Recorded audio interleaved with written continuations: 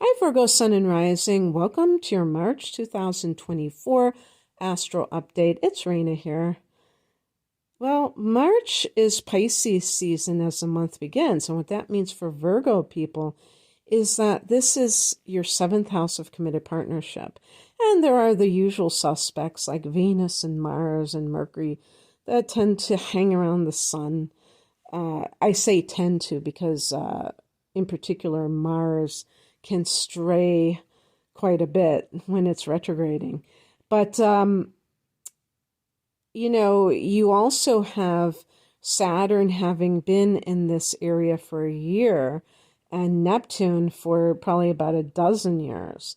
So that has, I was going to say, taken its toll because I'm acting like it's something that is challenging, but there could definitely be some positive things.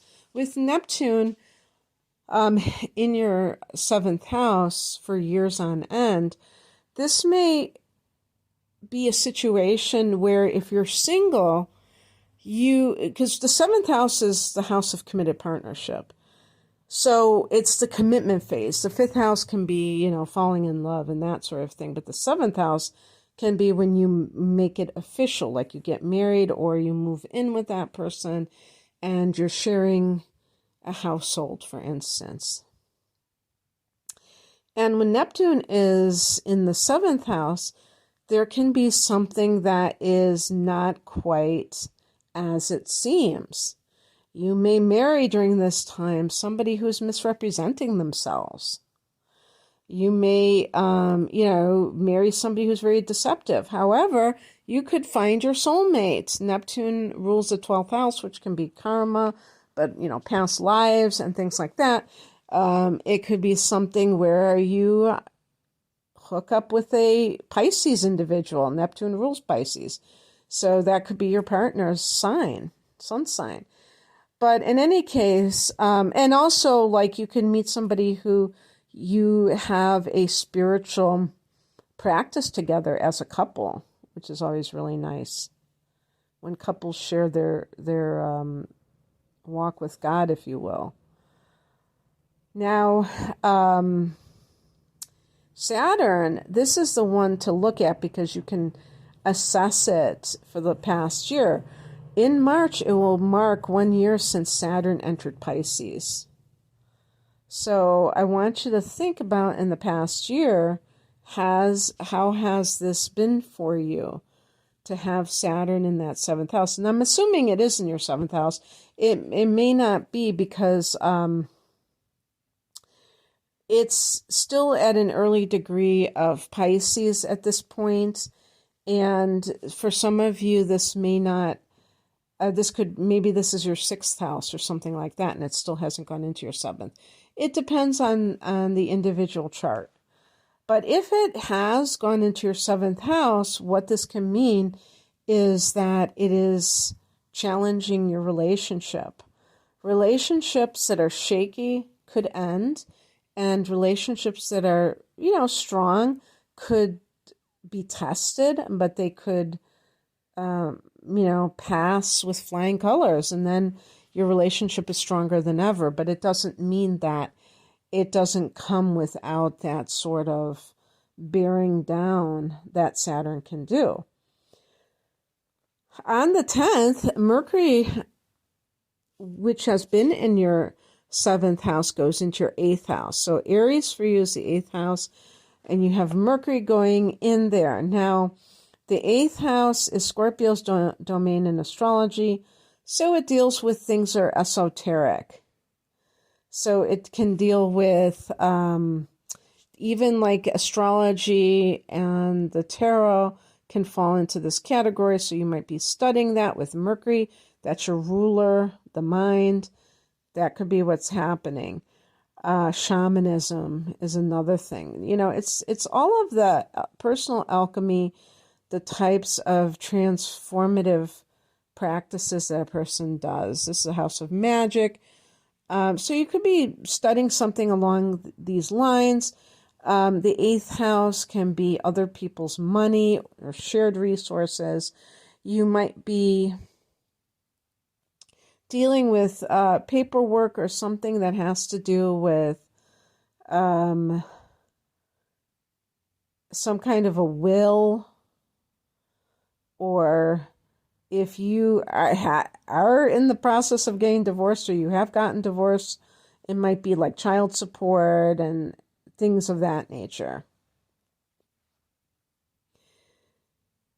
On the same day, the 10th, as I stated, there's a new moon in your 7th house, and this is the house of committed partnership, and this could simply be like the divorce comes through, because usually I think of like developments or some new thing that it's going to be, oh, you're going to get engaged, or you're going to, do something that forwards your commitment to another person. But it's also the house of legal affairs.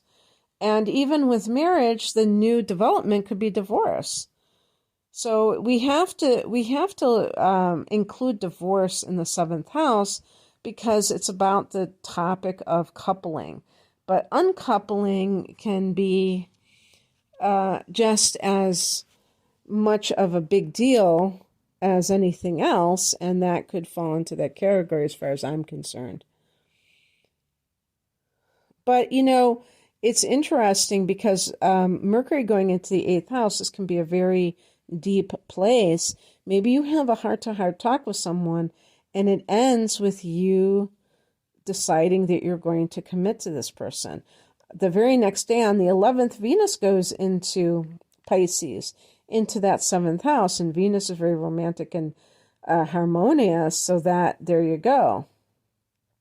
If you are negotiating some sort of money that's coming from somebody else, Venus, this is the house of legal affairs. Venus can mean money that's coming as, the proceeds from some kind of a legal matter. On the 19th,